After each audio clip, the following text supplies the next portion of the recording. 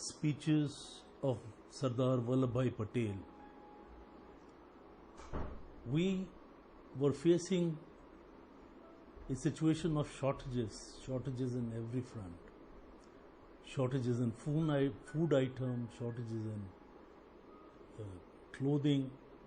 So here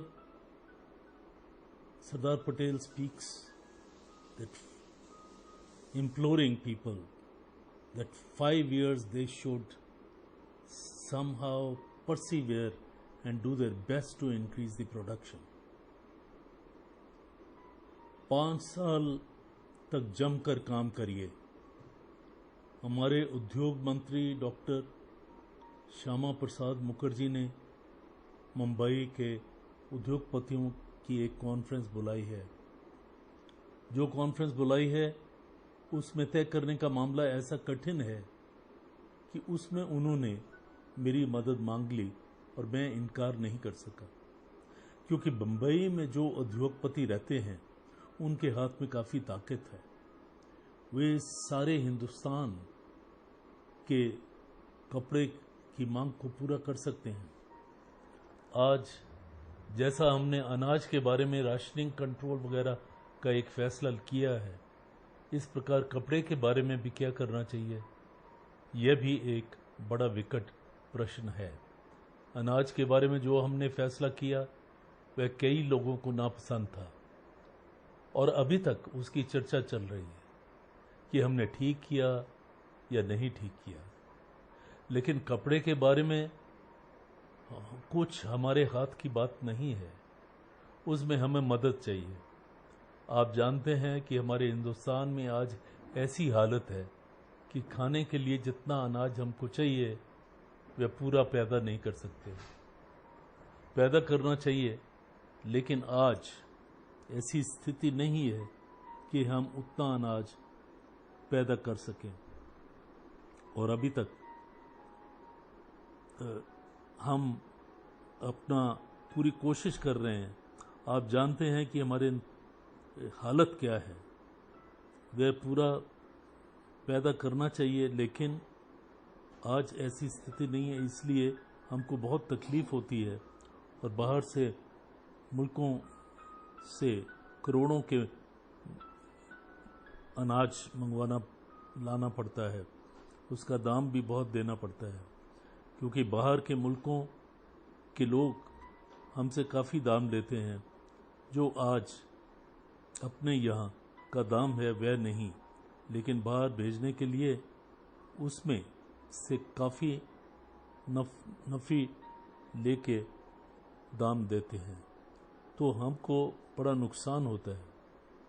लेकिन हम लाचार हो गए हैं, क्योंकि जब तक हम उतना अनाज नहीं पैदा कर सकते जितना हमारे मुल्क को चाहिए और हम बाहर से भी ना लावें, तो जैसे बंगाल में हालत हुई थी वैसे ही लोग शहरों में मरने लगेंगे।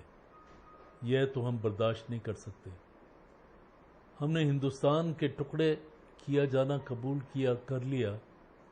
कई लोग कहते थे कि हमने ऐसा क्यों किया और यही गलती थी।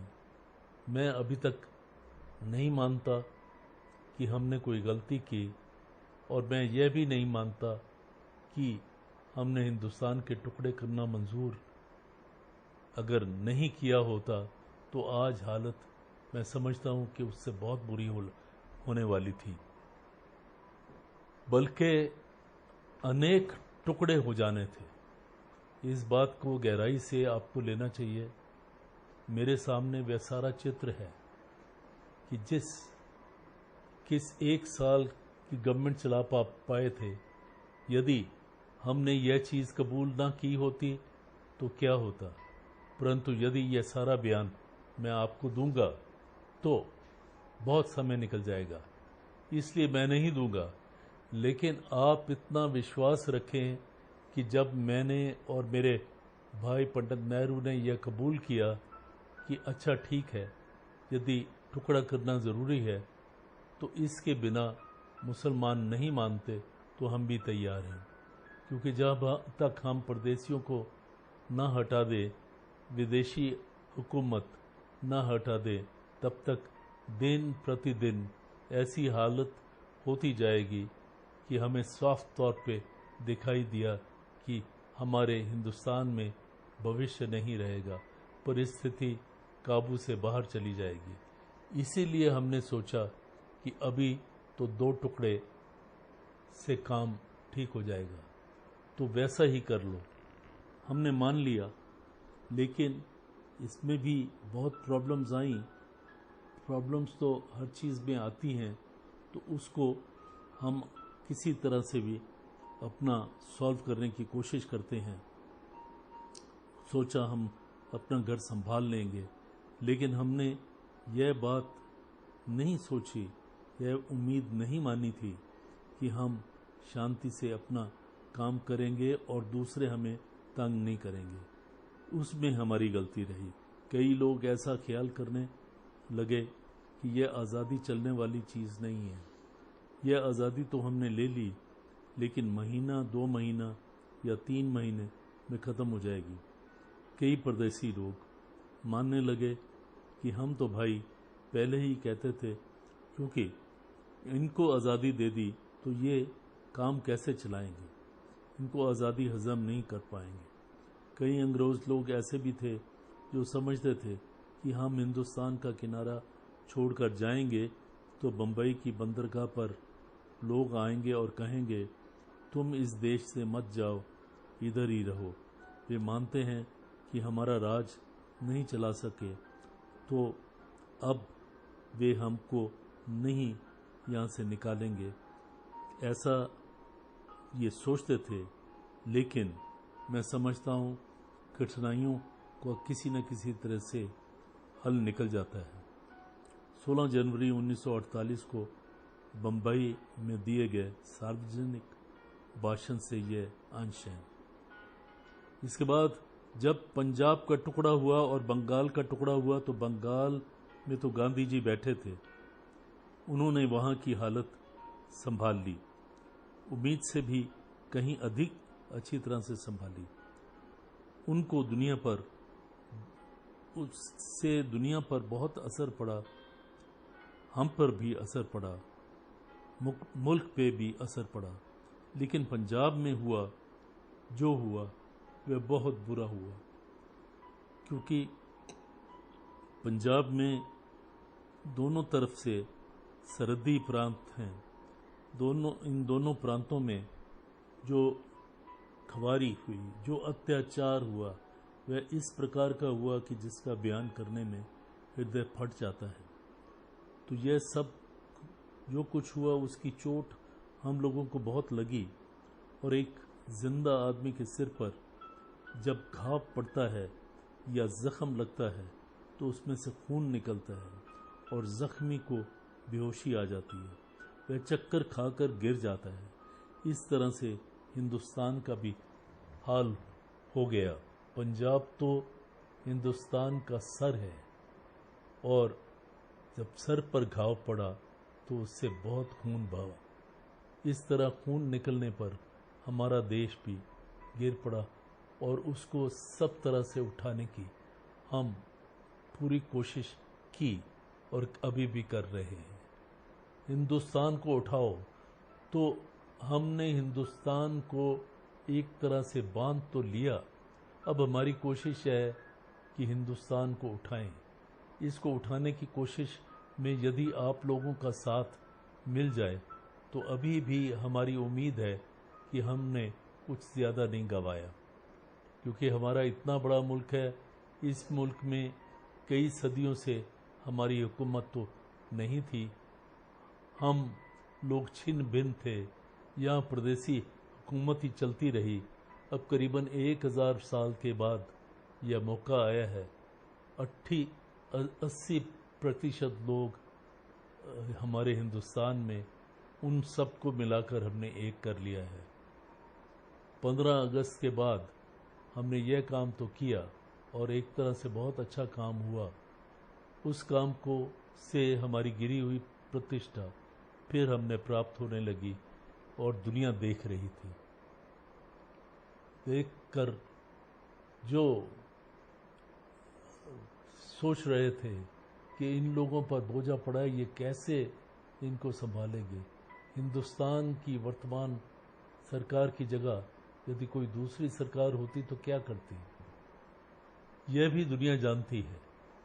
बहुत से मुल्क अब यह सोचने लगे हैं कि जैसा वे हमें समझते थे वैसे बुरे हम लोग नहीं हैं। हिंदुस्तान की जड़ें बहुत मजबूत होती है रही हैं, उनको वो हिला नहीं सकेंगे।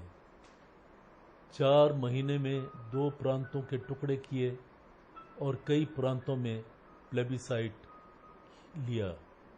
असम में एक टुकड़ा निकाल कर लेने का भी हौसला कर लिया, बंगाल का टुकड़ा कर लिया और पंजाब का भी टुकड़ा कर लिया।